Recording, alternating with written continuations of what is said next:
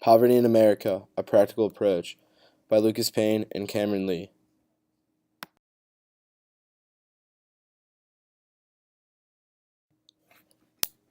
Poverty comes in many shapes and sizes. It is important to understand that poverty can be defined in numerous ways, and there's no one right way to define it.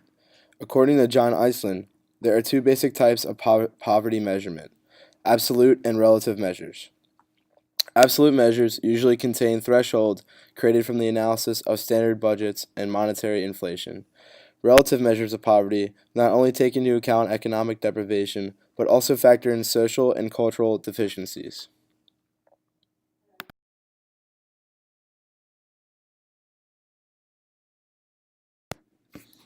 Our definition of poverty.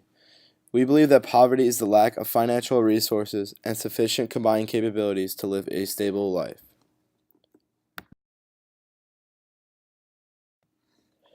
Before we expand on our definition of poverty, it is important to understand other methods and ways of looking at poverty. One of these methods is Martha Nussbaum's capabilities approach. Capabilities can be defined as the total set of what a person is capable of doing.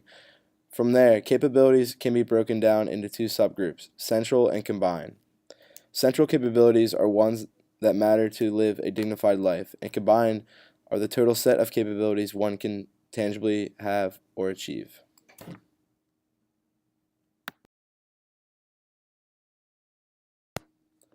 Prominent poverty researcher Martha Nussbaum has come up with 10 categories of central capabilities that she feels are essential to humans for living a dignified life.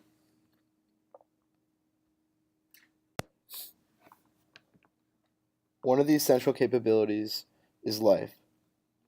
Nussbaum describes life as being able to live to the end of a human life of normal length. Another is affiliation, or having the social basis of self-respect and non-humiliation and being able to be treated as a dignified being whose worth is equal to that of others. Other central capabilities include bodily health and emotions.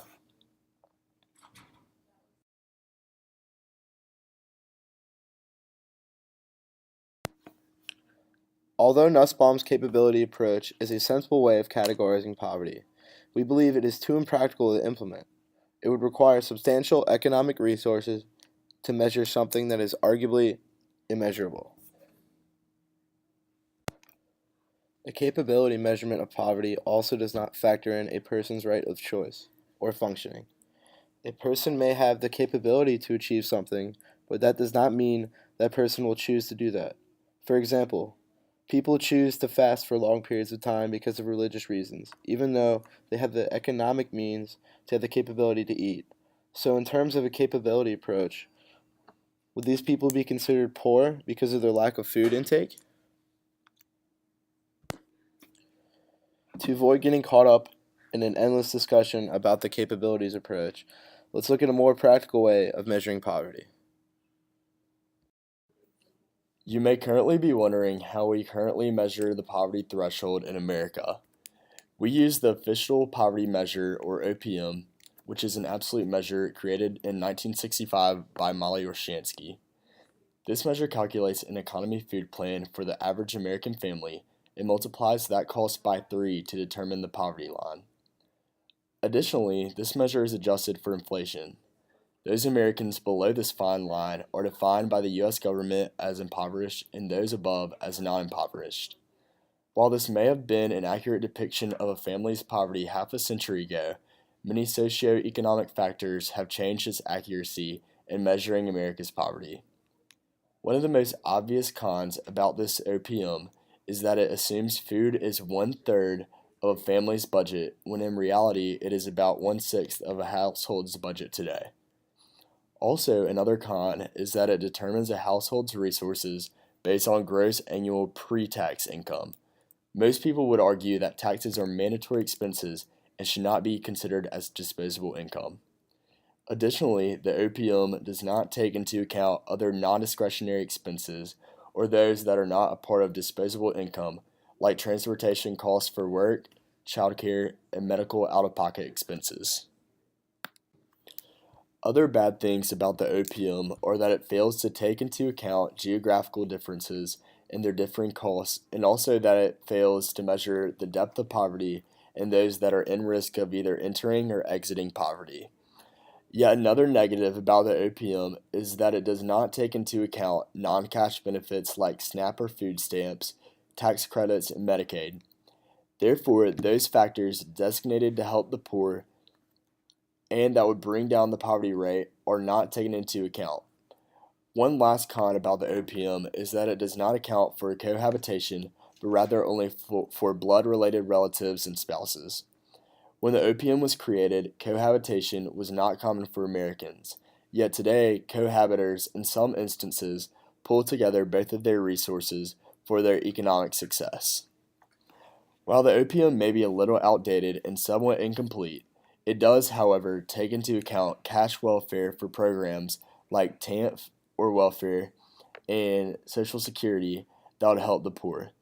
However, an additional caveat with this measure is that it is inaccurately based on those already with these benefits, not the other way around. The aforementioned outdated elements of the OPM have led policymakers to create and investigate a more accurate method of measuring poverty in America. This proposed method, the Supplemental Poverty Measure, or SPM, uses statistics that the OPM does not, like non-cash benefits, non-discretionary expenses, geographical housing differences, and updated proportions of overall household spending. Furthermore, it takes cohabitation into account. So, if this measure is more accurate, why shouldn't we go ahead and implement this seemingly ideal measurement? Well, once you calculate the impoverished population when measured by the SPM and compare that to the impoverished population when measured by the OPM, the overall impoverished population, based on a 2010 census measure, increases by 0.8%. While this percentage seems like a nominal difference, this signifies that nearly an extra 3 million people would be categorized as impoverished, adding a greater burden on numerically less non-impoverished Americans when it comes to paying taxes that would support a lesser burden on numerically more impoverished Americans. Keep in mind that these Americans would be newly or no longer defined as impoverished. Their state of well-being would not have changed. Additionally, a previously mentioned con that applies to both the OPM and SPM is that benefits are doled out by the government before the poverty level is measured, not the other way around. Ultimately, both the OPM and SPM possess both inherent advantages. However, both are still not perfect measures. Through this presentation, we want to propose a more practical approach to poverty, which we define as people that are hindered from achieving a stable life by their lack of financial resources and sufficient combined capabilities. By practical, we mean something that America is capable of enacting with its own available socioeconomic resources. While many means by measuring or defining poverty have been proposed, many of these are too idealistic and not realistic as far as their actual measurement of statistics and cost. As we are all aware, America possesses a crippling debt that will not be alleviated soon due to irresponsible spending and recent economic depression.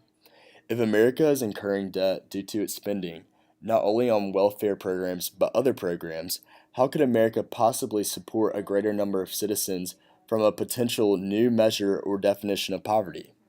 For this reason, we believe that poverty should maintain its current connotation with the lack of financial resources, and we should keep, for the meantime, the OPM as our device for measuring poverty.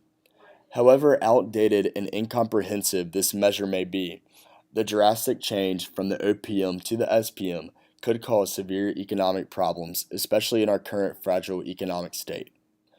Although we want the SPM to remain supplemental for now, we do, however, want the gradual implementation of the SPM into future policy.